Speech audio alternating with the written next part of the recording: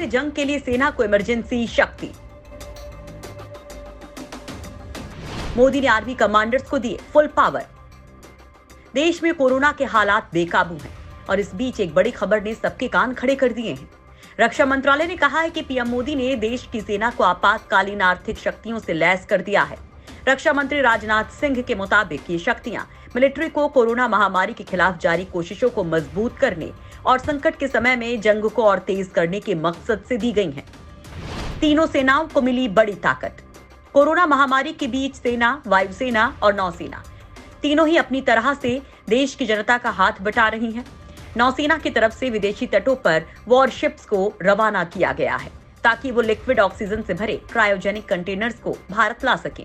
जो शक्तियां सेनाओं के कमांडर्स को मिली हैं, उसके तहत उन्हें क्वारंटीन फैसिलिटीज को ऑपरेट करने, अस्पतालों को संचालित करने और महामारी के लिए जरूरी सपोर्ट सिस्टम खरीदने की मंजूरी दे दी गई है। रक्षा मंत्रालय की तरफ से जारी बयान में कहा गया है, सभी कमांडर्स को मिली ये आर्थिक शक्तियां उन्हें क्वारंटीन फैसिलिटीज और अस्पतालों को शुरू करने और उन्हें संचालित करने, उपकरणों की खरीद, मटेरियल स्टोर्स के रखरखाव और कई सेवाओं में मदद करेंगी। मोदी ने आर्मी कमांडर्स को दिए फुल पावर।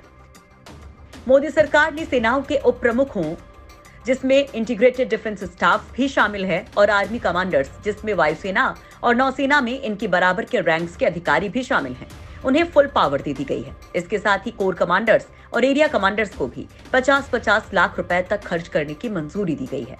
बयान में सेनाओं के उप प्रमुखों को कितनी आर्थिक शक्तियां दी गई हैं, इस बारे में कोई भी जानकारी विस्तार से नहीं दी गई है।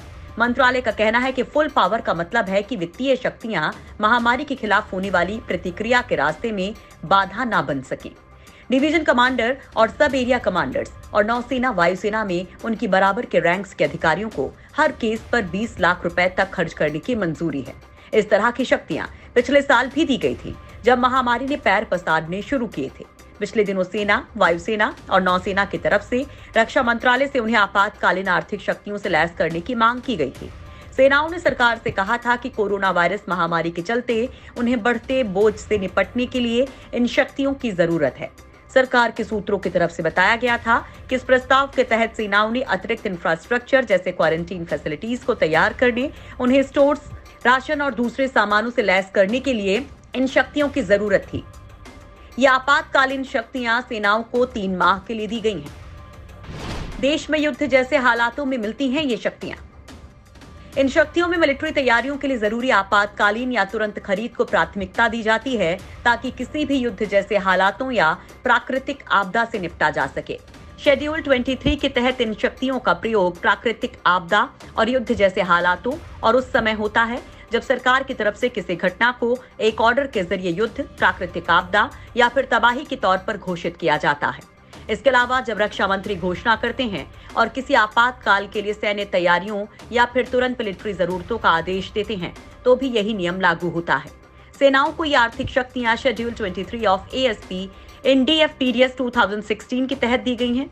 DFPDS यानी कि डेलीगेशन ऑफ फाइनेंशियल पावर्स को डिफेंस सर्विसेज और ASP यानी army schedule of powers. DFPDS 2016 का शेड्यूल 23 आपातकालीन आर्थिक शक्तियों से जुड़ा है। इसके तहत स्टोर्स, उपकरणों, व्हीकल्स की खरीद के अलावा स्पेशल सर्विसेज को हायर करना, मानव बल या फिर मशीनरी को शामिल करना आता है। साथ ही साथ किसी भी युद्धाभ्यास या ऑपरेशंस के लिए जुड़ा खर्च भी इसमें शामिल होता है। कोरोना के बीच सेना ने झोंकी ताकत। कोरोना महामारी से निपटने में भारतीय सेना और सशस्त्र बलों का योगदान भी अहम साबित होता है।